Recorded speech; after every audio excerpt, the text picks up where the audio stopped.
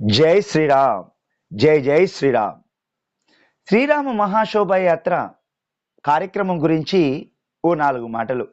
మన కడపలో ఈ 22వ తేదీ జనవరి 2025న అనగా బుధవారం ఉదయం 6 గంటలకు కమనీయమైనటువంటి రమణీయమైన ఆ శ్రీ సీతారామ కళ్యాణాన్ని మున్సిపల్ గ్రౌండ్లో వేద పండితోత్తములతో ఉత్తమోత్తమ పురోహితుల మధ్య వీణల విందైన కళ్యాణ వ్యాఖ్యానంతో శుభాశీస్సులతో ప్రసాద వితరణలతో జరుగుతోంది.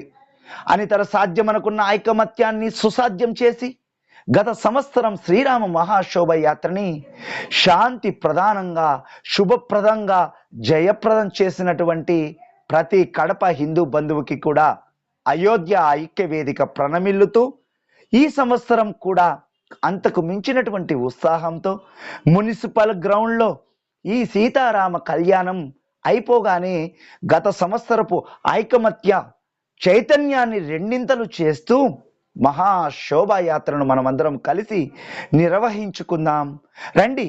శ్రీరామ అనే మహాశక్తివంతమైన నామాన్ని పలకరిస్తూ మహాశోభాయాత్రను భజన బృందాలతో, కోలాటాలతో, బజరంగి విన్యాసాలతో, కేరళ వాయిద్యాలతో, కేరింతల మధ్య తప్పెట్ల తందనాల వందనాలతో ఇంకా ఎన్నో సాంస్కృతిక కార్యక్రమాలతో నిర్వహించుకుందాం రండి.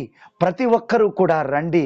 కుటుంబ శ్రేయస్సు కోసం, భవిష్యత్తు బాగు కోసం ప్రతి హిందువు బాధ్యతతో ఇందులో భాగమవ్వాలి.